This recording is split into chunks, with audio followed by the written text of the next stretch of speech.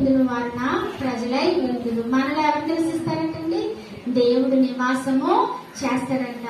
ఆయన మనకి దేవుడై ఉంటాడు, మనం ఆయనకి ప్రజలమై ఉంటాం. కావున మీరు వారి మధ్య నుండి బయలువెడలి ప్రత్యేకంగా ఉండుడి. మనం ఎలా ఉండాలి తెలుసా? ప్రత్యేకంగా ఉండాలి, ప్రత్యేకంగా ఉండాలండి. ఇప్పుడు అదే ఫస్ట్ నుంచి నేను చెప్తున్న మాట, మనం వేరే ఉండాలి, ప్రత్యేకంగా ఉండాలి. అందరిలాగా మనం ఉండడానికి వీల్లేదండి. అందరూ కూడా మరి ఈ లోకాన్ని ఆస్వాదిస్తూ ఉన్నారనుకోండి, మనం అలా ఉండడానికి వీల్లేదు. మన అందరూ కూడా గర్వంగా ఉన్నారనుకోండి, మనం గర్వంగా ఉండడానికి వీల్లేదు. గర్విష్ఠులై ఉండకూడదు. అందరూ కూడా మరి దేవుని ఎరగక పాపం వాళ్ళు అలాగుంటారు, వాళ్ళతో పాటుగా మనము ఉండకూడదు. వాళ్ళ యొక్క అలవాట్లు లేకపోతే ఏంటి గొడవలాడే స్వభావాలు ఉంటాయండి కొంతమందికి. ఏముంటాయండి?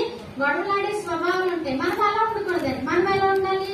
ప్రేమ చూపించే బిడ్డలుగా ఉండాలండి. ప్రేమనే చూపించాలి. అందరూ అంటారు, ఒకవేళ మనం గొడవడలేదు అనుకోండి, మనం ఏదో చేతగాని వాళ్ళు అన్నట్టుగా మన గురించి మాట్లాడతారు.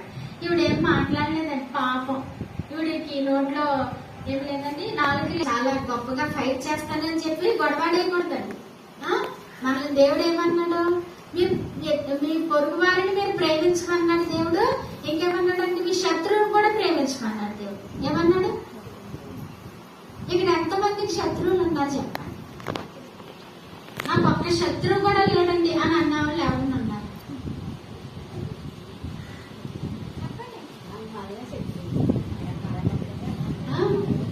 శత్రువులు లేని వాళ్ళు ఎవరు?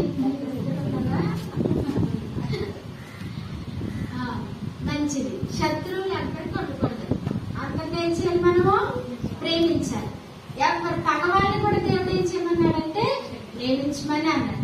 నీకు బాధ పెట్టే వాళ్ళ కొరకు ఏం చేయాలంట? ప్రార్థన చేయాలి. అలా చెప్తారండి మన చుట్టూ ఉన్న వాళ్ళు. అలా చెప్పరు. ఏం చెప్తారంటే, నువ్వు ఊరుకున్నానుకో ఇంకా రెచ్చిపోతారు అని అంటారు. అలాగే అంటారు. ఏమంటారు? నువ్వు ఊరుకున్నానుకో అని ఇంకా ఏడిపించేస్తారు. కాబట్టి నువ్వేం చేయాలి? గొడవాల ఏం చేయాలి? అలా చెప్తారండి ఈ లోకస్తులు. మనం అలా చేయకూడదు. మనం ప్రేమతో వారి ప్రేమను మనము గెలుచుకోవాలి. అర్థమైందా?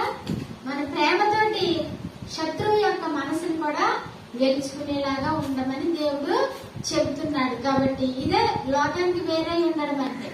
మీరు అబద్ధాలు ఆడి అన్ని సంపాదించుకుంటున్నారండి, రేపు మళ్ళీ వస్తారు. చెప్పడం అవసరం లేదండి. మన సంజాయిషి చెప్పవలసిన వాడు యేసు ప్రభు ఒక్కరే. కాబట్టి మనము చాలా జాగ్రత్తగా ఉండాలి. నేను మీకు చెప్పాను కదా ఇంతకు ముందర, నాకు కూడా పరిశుద్ధంగా జీవించాలి. అటువంటి శక్తిని పరిశుద్ధాత్మ దేవుడు మనందరికీ దయచేయును గాక. ఆమేన్. వాక్యం